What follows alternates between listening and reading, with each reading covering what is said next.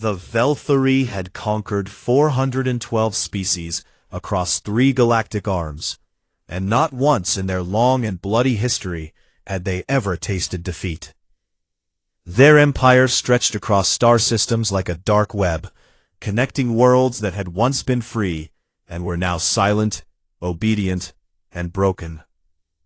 They were insectoid beings, tall and armored with natural chitin plating that made them look like walking nightmares. And they moved with a cold mechanical precision that made other species shudder.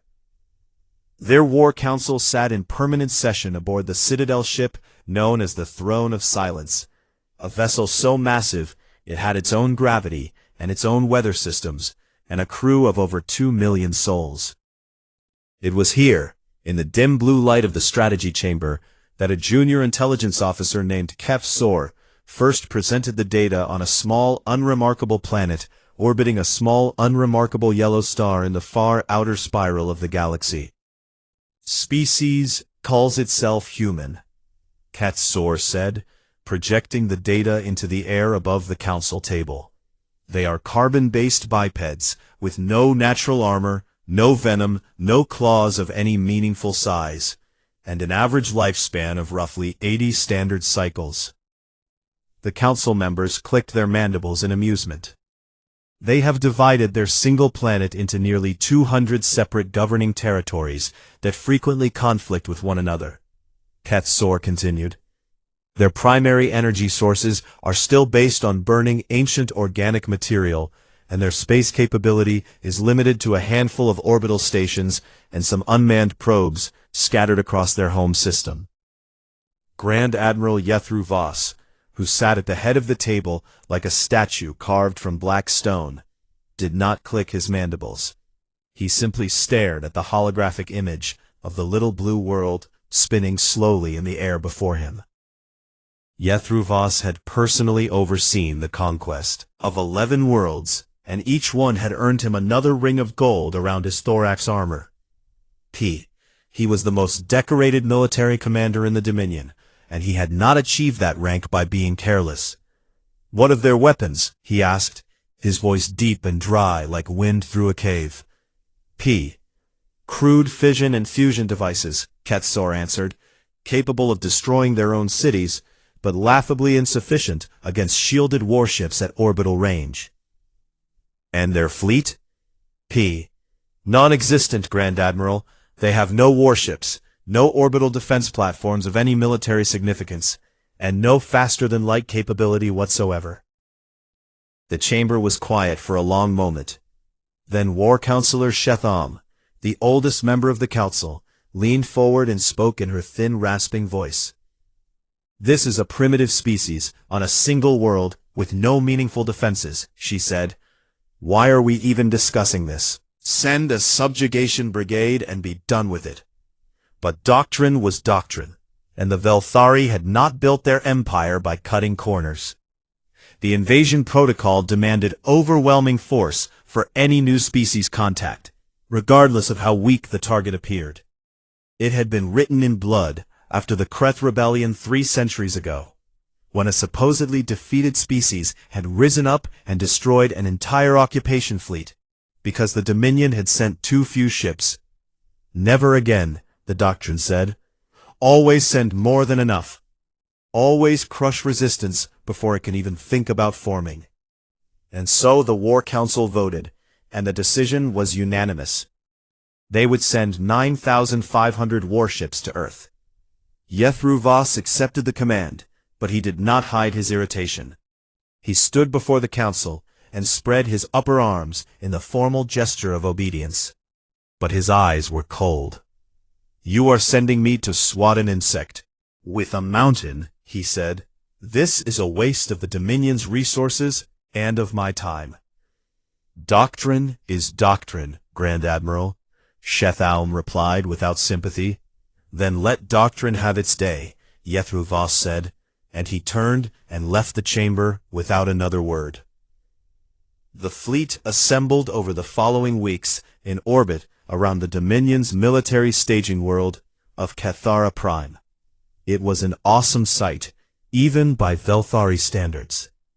9,500 warships, arranged in perfect formation, their hulls gleaming dark purple and black against the stars, each one bristling with weapons that could crack a continent from orbit.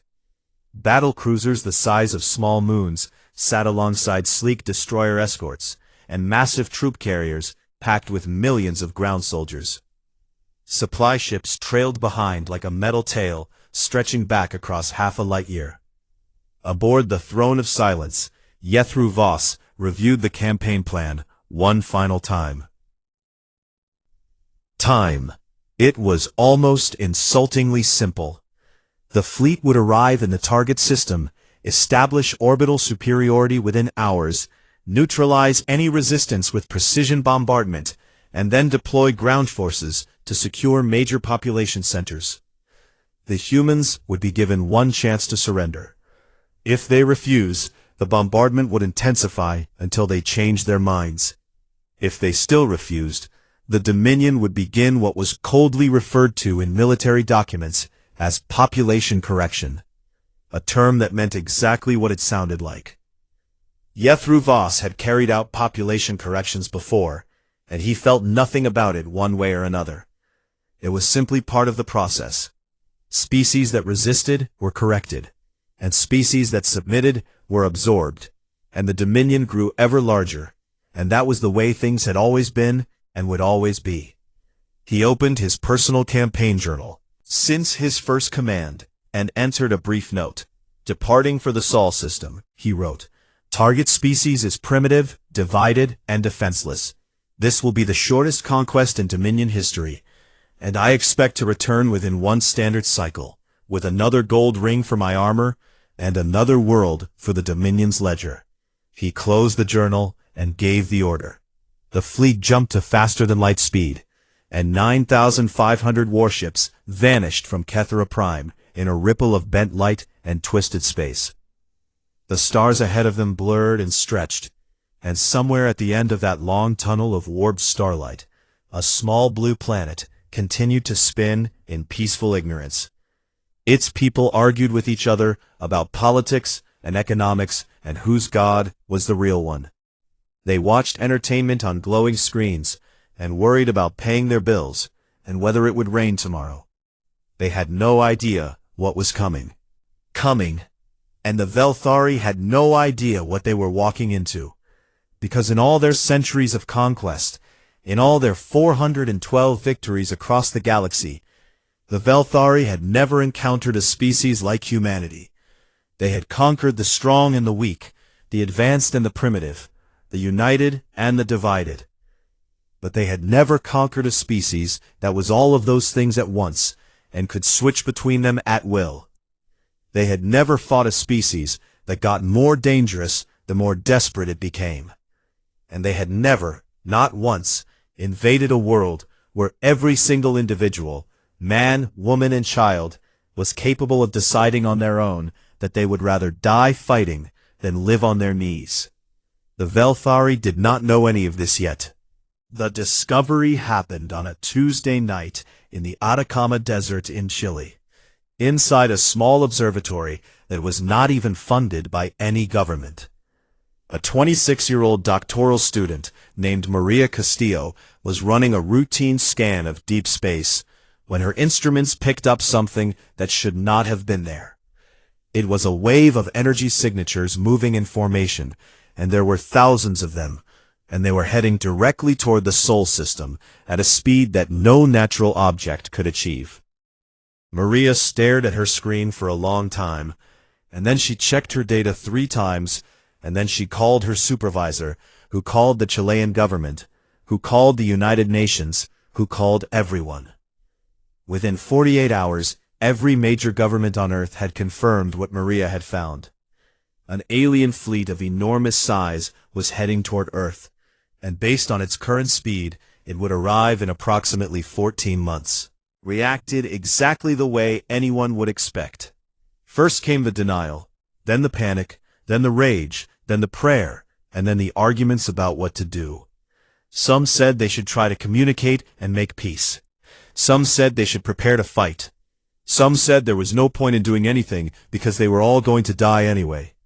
The arguments lasted about 3 weeks, and then something remarkable happened. Something that the Velthari, with all their intelligence and all their centuries of studying conquered species, had never predicted, and could never have understood even if someone had explained it to them. Humanity stopped arguing and started working. It did not happen all at once, and it was not clean or pretty. Old grudges did not vanish overnight, and politicians did not suddenly become wise and selfless. But when faced with the absolute certainty that something was coming to either enslave or kill every human being on the planet, the human race did what it had always done in its darkest hours. It came together like a fist. The United Nations was dissolved within a month and replaced by something called the Terran Emergency Authority, which had real power and real teeth and a single mandate: survive. The TEA was led by a coalition of military and civilian leaders from every major nation, and for the first time in human history, national borders became administrative lines instead of battle lines. Russian rocket engineers flew to Houston and worked beside American ones without a single argument about politics. Chinese orbital manufacturing platforms were open to international teams without anyone demanding payment or leverage. Indian software architects built the core of a planetary defense network in 90 days, working in shifts around the clock until some of them collapsed from exhaustion and had to be carried to their beds. Precision manufacturing plants retooled overnight to produce weapons components instead of cars. The entire industrial output of planet Earth bent toward a single goal, and the speed of it was terrifying. Humanity had always been good at building things meant to kill, and now the entire species was doing it at once, with full cooperation and unlimited funding, and the kind of desperate motivation that only comes from knowing that failure means extinction. They could not build a fleet to match the Velthari in 14 months. That was simply impossible. But they did not need to match them. They needed to hurt them. Earth's scientists studied the energy signatures of the incoming fleet and reverse-engineered what they could about the alien technology. They could not replicate it, but they could understand enough to know where the weaknesses might be. The Velthari ships were fast and powerful, but they were designed for fleet-on-fleet combat against other advanced civilizations. They were not designed for the kind of war humanity was about to fight. Within 6 months, Earth had produced over 40,000 unmanned drone ships, each one small and cheap, and built from repurposed satellites and mining equipment and cargo haulers. They were not elegant and they were not powerful, but each one carried a fusion warhead and a simple guidance system, and the willingness to fly directly into an enemy ship and detonate. Alongside the drones, teams of engineers began the most ambitious project in human history: the quiet repositioning of asteroids in the belt between Mars and Jupiter. Using nuclear pulse drives strapped to rocks the size of city blocks, they slowly and carefully moved hundreds of these asteroids into calculated positions along the projected path of the incoming fleet. They turned the asteroid belt into a minefield. On the ground, every nation mobilized its military and then went further, training civilian volunteers in guerrilla warfare and urban combat. Weapons were distributed to anyone who could hold one, and millions of people who had never fired a gun in their lives learned to shoot and learned to hide and learned to build bombs from household materials. Underground bunkers were dug beneath every major city, some of them reaching hundreds of meters below the surface, designed to survive orbital bombardment and allow the population to keep fighting even after the surface was destroyed. And while all of this was happening, a team of linguists and mathematicians prepared a single transmission to be sent toward the incoming fleet. It was broadcast in every human language, accompanied by mathematical proofs to ensure that any intelligent species could decode the meaning regardless of biology or culture. The message was short and direct, because humanity had never been good at being subtle when it mattered. We know you are coming. Have detected your fleet and calculated your trajectory and your arrival time. We do not know your intentions, but we wish no conflict with you or your species. However, if you come to conquer us, if you come to enslave us or destroy us, then know this: we will fight you with everything we have, and everything we can build, and everything we can imagine. We will make you pay for every mile of space between your ships and our world. We will make you bleed for every city and every field and every ocean, and even if you win, even if you burn our world to ash, you will never forget what it cost you. This is not a threat. This is a promise. Turn around. The message traveled across space at the speed of light, and reached the Velthari fleet 7 weeks later. Grand Admiral Jethro Voss read it in his command chamber aboard the Throne of Silence. He read it once, and then he read it again, and then he made a sound that was the Velthari equivalent of a dry. "They have spirit," he said to his second-in-command, Fleet Commander Dorisk. "I will give them that much." "Shall we respond, Grand Admiral?" Dorisk asked. "No," Jethro Voss said. "A response would imply that they are worth speaking to. They are not. They are a primitive species making primitive threats because they are afraid, and fear makes all creatures loud before it makes them quiet." He waved one of his forearms in dismissal. "Increase fleet speed by 12%, he ordered. "I want to arrive ahead of schedule. Let them have less time to prepare their little surprises." The fleet accelerated, and the stars ahead burned brighter as the warships pushed harder through the void. On Earth, the deep space monitors detected the speed increase within hours. In the TEA's command center deep beneath the Swiss Alps, the Supreme Commander of Humanity's Defense Forces, a quiet and steady woman named General Amara Okafor, Nigeria, looked at the updated arrival timeline and then looked at her staff. "They did not turn around," she said calmly. No one in the room was surprised. "Then we do what we said we would do," General Okafor continued. "We make them pay for every mile." She paused and looked at the holographic display, showing the blue sphere of Earth, surrounded by a constellation of hastily built defenses and drone swarms, and repositioned asteroids and hidden weapons platforms. It was not enough, and everyone in the room knew it was not enough. But it was what they had. "Get back to work," she said. "We have 11 months left." And humanity, loud and stubborn and afraid and furious, and united for the first time in its entire existence, got back to work. The Velthari fleet dropped out of faster-than-light travel just beyond the orbit of Neptune on a cold Thursday morning Earth time, and for a brief moment, the void of space was filled with the light of 9,500 warships snapping back into normal space like a curtain of dark metal being drawn across the stars.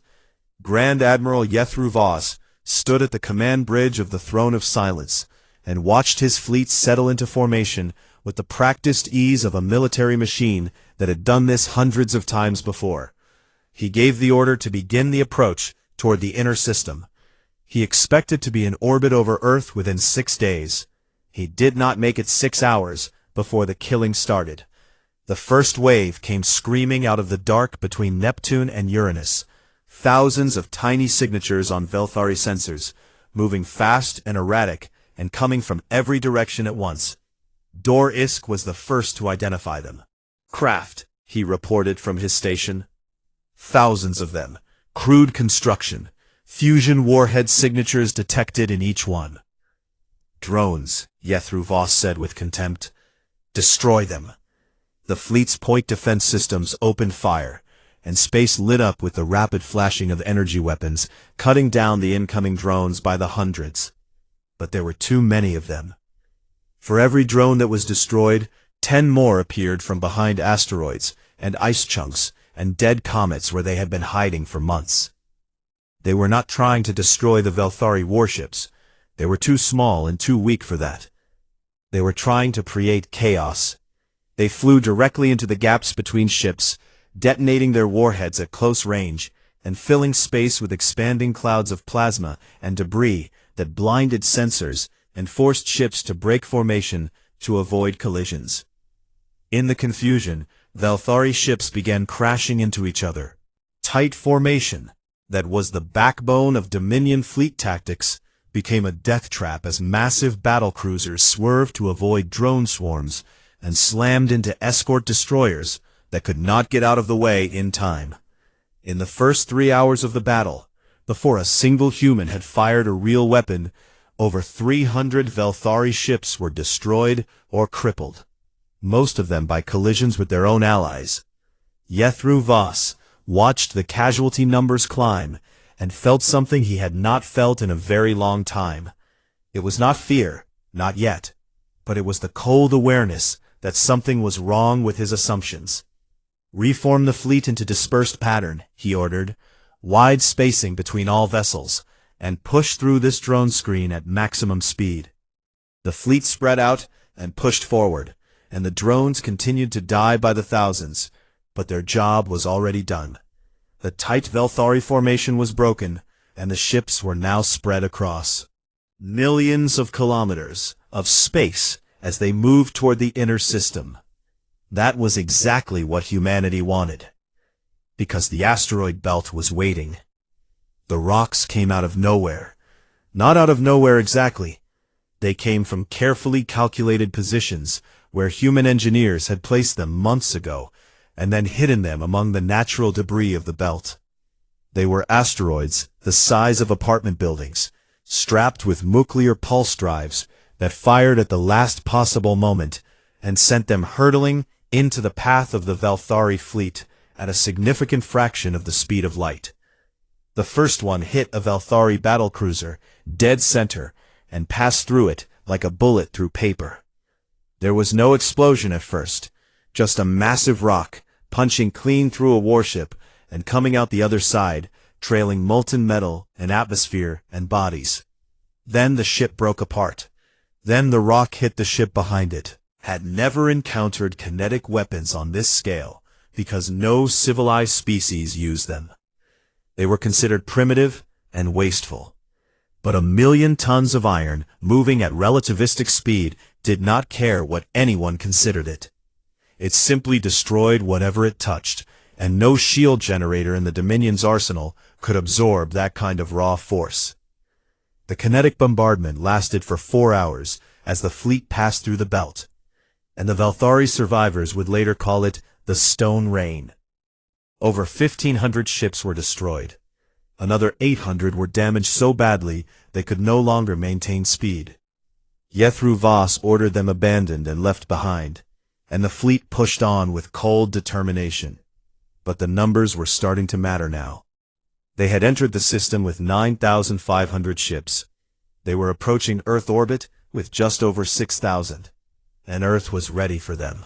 Orbital battle was the most savage engagement in the history of the Velthari Dominion.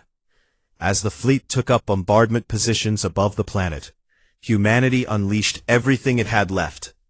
Nuclear-tipped missiles launched from submarines deep beneath Earth's oceans and from hidden silos beneath mountains and deserts. Ground-based electromagnetic railguns, massive weapons that had been built in secret inside hollowed-out mountains, fired tungsten slugs at orbital targets with enough force to punch through hull armor. Kill satellites that had been disguised as civilian space debris activated and opened fire on troop transports from point-blank range. And the humans did something else that the Velthari had never seen before. They rammed. Cargo freighters and civilian spacecraft, and even repurposed space station modules, all packed with nuclear warheads and piloted by volunteers who knew they were not coming back. Warships and detonated on impact.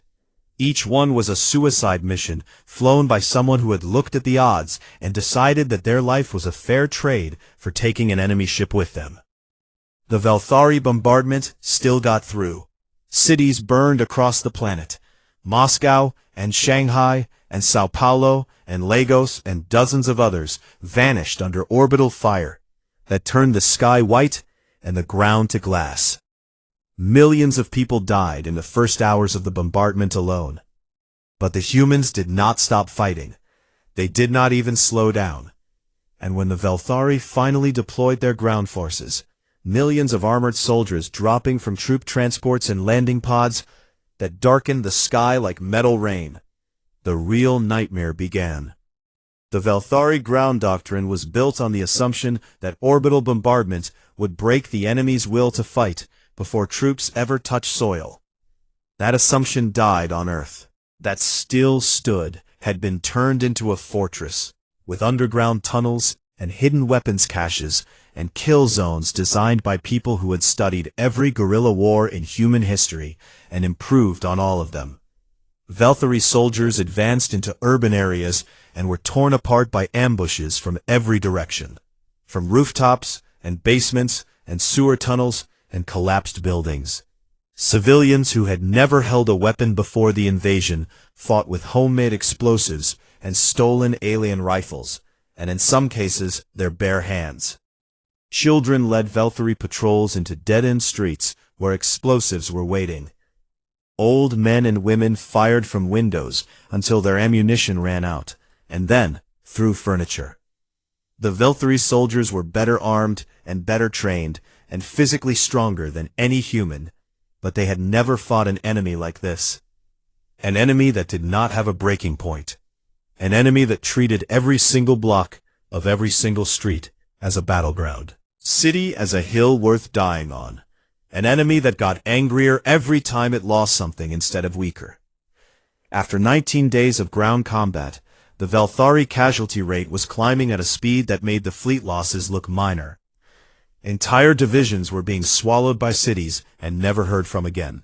Grand Admiral Jethro Voss stood in the command center of the Throne of Silence, which was now pockmarked with impact craters and running on backup power after taking multiple hits, and he looked at the casualty reports scrolling across his display.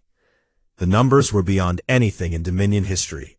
He had lost over 3,000 ships, he had lost millions of ground troops, and Earth was still fighting. He closed his eyes and felt the weight of something he had never carried before. The understanding that he could not win this war.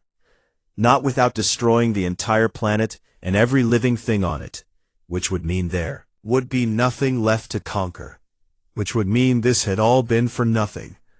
He opened his eyes and gave an order that no Velthari Grand Admiral had given in 800 years of galactic conquest. "All forces withdraw," he said, and his voice was quiet and dry and empty. "Full retreat from the system, all ships, all ground forces, immediate withdrawal." Dor Isk stared at him. "Grand Admiral?" "Now," Jethro Voss said. The retreat began, and as the Velthari ships pulled away from Earth's orbit, and the surviving ground forces scrambled back to their transports under constant fire, the humans did not stop shooting. They chased the retreating fleet with every weapon they had left, and more ships died on the way out than had died on the way in. The last Velthari ship to leave Earth's orbit was hit by 17 separate missiles as it turned to run. It survived barely, and limped after the remnants of the fleet as they fled toward the outer system. Behind them, Earth burned and bled, and mourned its millions of dead. But it was still there, and it was still free. The retreat from Earth was not a retreat in any organized military sense of the word. It was a rout. Thousands of damaged ships fled outward through the Sol system in a broken and scattered mass, leaking atmosphere and fuel and bodies into the void as they ran from the small blue planet that had torn them apart. Many of them did not make it past Mars. Ships that had taken too much damage during the battle simply came apart as they tried to accelerate, their hulls cracking open like eggs and spilling their crews into the freezing vacuum. Others lost power and drifted, sending out distress signals that no one answered, because every surviving ship was too busy trying to save itself. The drone swarms were still out there too, the ones that humanity had hidden in the outer system as a second wave, programmed to activate if the fleet tried to retreat along its entry corridor. Hundreds more Velthari ships died to these automated killers in the dark spaces between planets, picked off one by one as they limped toward the jump point that would take them back to faster-than-light speed, and away from this cursed system. Grand Admiral HFY Voss did not survive the retreat. His flagship, the Throne of Silence, was the largest and most visible target in the fleeing armada, and humanity saved something special for it. Her name was Captain Elena Vasquez, and she was 52 years old, born in Buenos Aires, and she had spent 30 years as a merchant marine hauling cargo between Earth and the orbital stations. When the invasion came, she had volunteered immediately, and when the call went out for pilots willing to fly ram ships, one-way missions carrying nuclear payloads directly into enemy vessels, she had been the first to raise her hand. Her ship was a converted cargo freighter called the Santa Maria, loaded with 4 nuclear warheads and enough fuel for one final burn. She intercepted the Throne of Silence as it passed the orbit of Jupiter, coming in fast from below where the flagship's damaged sensors had a blind spot. By the time the Valkyrie detected her, it was too late. HFY Voss was on the bridge when the alarm sounded, and he turned to see the tiny human ship on his display screen, growing larger with impossible speed. Elena Vasquez opened the communication channel in the final seconds before impact, and her voice was calm and steady, and carried the accent of her home city that she would never see again. "You should have listened," she said. The Santa Maria hit the Throne of Silence at the junction between the command section and the main hull, and the 4 nuclear warheads detonated simultaneously. The explosion tore the massive Citadel ship in half, and both halves broke apart into tumbling wreckage that scattered across 1,000 kilometers of space. Grand Admiral HFY Voss, conqueror of 11 worlds, died in the fireball, along with the entire bridge crew and over 40,000 Valkyrie personnel still aboard the flagship. His campaign journal, where he had written that this would be the shortest conquest in Dominion history, was vaporized along with everything else. Of the 9,500 warships that had entered the Sol system, only 17 made it to the jump point and successfully transitioned to faster-than-light speed. 17. Most of them were destroyers, small and fast enough to outrun the drones and the missiles and the pursuing human ships. A few were larger cruisers that had been lucky enough to be at the edge of the fleet when the retreat was called and had taken less damage than the rest. All of them were hurt. All of them were running on emergency power and skeleton crews and the last fumes of their fuel reserves. And all of them carried crews that were broken in ways that went beyond physical injury. The Valkyrie had a concept of psychological damage, but it was rare in their species because they had always been the predators and never the prey. Now, for the first time, thousands of Valkyrie soldiers and officers had experienced what it felt like to be hunted, to be outmatched, to fight an enemy that simply would not stop, no matter what you did to it. Many of the survivors stopped eating. Some stopped speaking entirely. A few took their own lives during the long journey home, unable to process what had happened to them in a system that was supposed to be an easy conquest. The 17 ships limped back into Dominion space after a journey of several weeks, and they were met at the border by a patrol fleet that did not recognize them at first because their hulls were so damaged and their identification signals so weak. When the patrol commander finally confirmed their identity and realized that these broken wrecks were all that remained of the greatest invasion force the Dominion had ever assembled, he reportedly sat in silence for a full minute before he could speak. The survivors were brought to Cathara Prime, where the War Council waited. The council chamber aboard the orbital station above Cathara was the same room where the invasion had been approved, and the same councilors sat in the same seats, but the atmosphere was completely different now. There was no amusement, and no clicking of mandibles. There was only a heavy, terrible silence, as the surviving commanders, led by Fleet Commander Dorisk, who is now the highest-ranking officer left alive, presented their after-action reports. Dorisk stood before the council and spoke for 6 hours without stopping, and his voice never wavered, even though his hands trembled the entire time. He described the drone swarms, and the asteroid bombardment, and the orbital battle, and the ground war. And he spared no details, because the council needed to understand what had happened. Why? When he was finished, War Counselor Sheth, the same elder who had dismissed Earth as a trivial target, asked the question that everyone in the room was thinking. How? She said. And that single word carried more weight than any speech she had ever given. Dorisk's answer was simple. They did not behave like any species in our database, he said. Every model we had predicted that a pre-contact species with inferior technology and no fleet would surrender after the first orbital bombardment, or collapse after the first week of ground combat. Humanity did neither. They adapted faster than we could change tactics. They used their own infrastructure as weapons. They turned civilians into soldiers overnight. And they treated death not as something to be avoided, but as a price they were willing to pay. He paused, and then said something that sent a visible ripple of shock through the council. And they had not fully mobilized. That followed was absolute. Explain, Sheth said. Our intelligence analysis of captured data and intercepted communications indicates that the forces we faced represented only a partial deployment of humanity's total military capability, Dorisk said. Many of their professional military units were held in reserve and never deployed. The forces that destroyed our ground divisions in urban combat were primarily civilian volunteers with weeks of training. Their actual standing armies were being kept back as a second line of defense in case we broke through the first. He let that sink in before continuing. Furthermore, the weapons they used against our fleet were improvised, built in 14 months from civilian technology and repurposed industrial equipment. They had no warships when we first detected them, and they built 40,000 drone ships and hundreds of kinetic impactors and thousands of ground-based weapon systems from scratch in just over a year.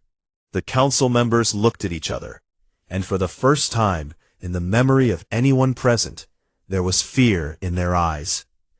The Dominion's chief strategic analyst, Archon Seleucon, was asked to prepare a classified projection on the feasibility of a second invasion. She worked for 3 weeks with every piece of data the survivors had brought back, and when she presented her findings to the War Council in a closed session, her conclusion was delivered in a voice that was carefully controlled but could not entirely hide its horror. A second invasion, she said, would face a humanity that was no longer divided or surprised or technologically inferior. They would have had time to study captured Velthari technology and integrate it into their own systems. They would have built a real fleet, not improvised drones, but actual warships designed with knowledge of Dominion tactics and weaknesses. They would be angry, and they would be ready. They would be unified in a way that they had never been before the first invasion. The projected losses for a second invasion force were not merely high, they were existential. Seleucon looked at the War Council and said the words that would change the Dominion's strategic doctrine forever. If we go back, she said, they will not just defeat us, they will follow us home. The War Council voted that same day. Earth and the Sol system were classified under a new designation that had never been used before in the entire history of the Velthari Dominion. They called it an existential exclusion zone. It meant that no Velthari ship, military or civilian, was ever to enter that region of space again under any circumstances. It meant that humanity was not a species to be conquered, it was a species to be avoided. And somewhere, deep in the archives of the Dominion's Intelligence Division, a file was created on the human species, began with a single line of text that would be read by Velthari strategists for centuries to come. Do not go to their world. Do not provoke them. Do not give them a reason to come to ours. 50 years after the invasion, the galaxy was a different place. Not a better place necessarily, and not a worse one, but different in ways that could all be traced back to a single event. The day 9,500 Velthari warships jumped into a small, unremarkable star system, and only 17 came back. The Velthari Dominion still existed, but it was not the same empire that had sent that fleet. The myth of invincibility had been the mortar holding the Dominion together for centuries. And when that myth died in the Sol system, the cracks it had been covering became visible to everyone. It started small. A vassal species called the Drethari, who had been conquered over 200 years earlier and had long since given up any hope of freedom, heard the news about Earth and began whispering among themselves. If the humans could do it, they said, if a single primitive world could bleed the Dominion and send it running, was not as hopeless as they had always been told. The whispers became meetings, and the meetings became plans, and the plans became a rebellion that erupted across 3 Drethari colony worlds simultaneously. The Dominion crushed it. They still had the military strength to crush individual uprisings, but it cost them time and resources and ships. And before the Drethari rebellion was fully put down, 2 more vassal species launched their own revolts. And then 3 more. And then 7. The Dominion found itself fighting on multiple fronts for the first time in its history. And while it won most of those fights, it could not win all of them. And every victory cost it more than the territory was worth. Within 20 years, the Dominion had contracted by nearly 15%, losing dozens of systems on its outer borders to species that had found their courage in the story of what happened at Earth. The War Council blames the humans. Course. They were not wrong. On Earth, the rebuilding had been slow and painful and full of grief. The invasion had killed over 60 million people in direct casualties, and millions more died in the years that followed, from radiation sickness and famine and the collapse of infrastructure in the bombed regions. Entire cities were gone, not damaged, not ruined, but simply gone, replaced by smooth glass craters, where orbital bombardment had turned everything to vapor. The coastlines of several continents had been reshaped by the energy of the attacks, and weather patterns were disrupted for a decade. But humanity rebuilt, because that was what humanity did. They rebuilt with their own technology and with Velthari technology that they had captured during the ground war. Weapons and shield generators and engine components stripped from destroyed alien vehicles and reverse-engineered by teams of scientists who worked with a focus and determination bordered on obsession. Within 10 years, Earth had functioning energy shields adapted from Velthari designs. Within 20 years, humanity had faster-than-light drives. Within 30 years, the Terran Defense Fleet, a real fleet this time, not improvised drones and cargo ships with bombs strapped to them, but actual purpose-built warships crewed by trained professionals, numbered over 1,000 vessels. Within 50 years, humanity had colonies on 7 worlds in 4 different star systems, and the Terran Emergency Authority had evolved into the Terran Republic, a permanent governing body that retained the wartime unity of the invasion era while slowly transitioning back toward democratic principles. But the most remarkable thing about humanity's expansion into the galaxy was not its speed or its military strength. It was the choice they made about what kind of power they wanted to be. They did not become conquerors. Every strategist in the book Galaxy expected them to. A species that had been invaded and nearly destroyed, that had bled and suffered and lost millions, that now had the technology and the fleet and the fury to strike back. Everyone assumed that humanity would come roaring out of its home system, looking for revenge. They did not. Instead, Earth became something that the galaxy had never seen before. It became a sanctuary. The first refugees arrived within 15 years of the invasion, a group of Drethari dissidents fleeing the failed rebellion on their homeworld, packed into a stolen cargo ship with barely enough fuel to reach the Sol system. They had heard the stories about Earth, about the species that had fought the Dominion and won, and they came hoping for shelter. They found more than shelter. General Amara Okafor, who had led humanity's defense during the invasion, and who was now the first elected leader of the Terran Republic, personally authorized their asylum. Gave them a settlement on Mars. "We know what it is like to face the Dominion," she said in her public address announcing the decision. "We will not turn away those who flee from the same darkness that once came for us." After the Drethari came the Selkari, and after the Selkari came the Mathu, and after the Mathu came dozens of other species, refugees and rebels and escapees from every corner of the Dominion's shrinking territory. Earth welcomed them all. Human diplomats, scarred and blunt and completely unafraid of the Velthari or anyone else, began reaching out to other independent species and building alliances. These were not alliances of convenience or temporary military pacts. They were something deeper, built on a foundation of shared suffering and a common understanding that no species should have to face the Dominion alone. Within 50 years of the invasion, a new power block had formed in the galaxy, the Coalition of Free Worlds, anchored by the Terran Republic and made up of formerly conquered and currently threatened species who had found in humanity something they had never had before: a protector that did not demand submission in return for protection. The Velthari watched this happen with growing unease, but did nothing to stop it, because the War Council's own strategic projections told them that any military action against human space would be catastrophic. Humanity had learned from the invasion and had built its defenses accordingly, and the Terran Defense Fleet was now equipped with technology that matched or exceeded Velthari capabilities in several key areas.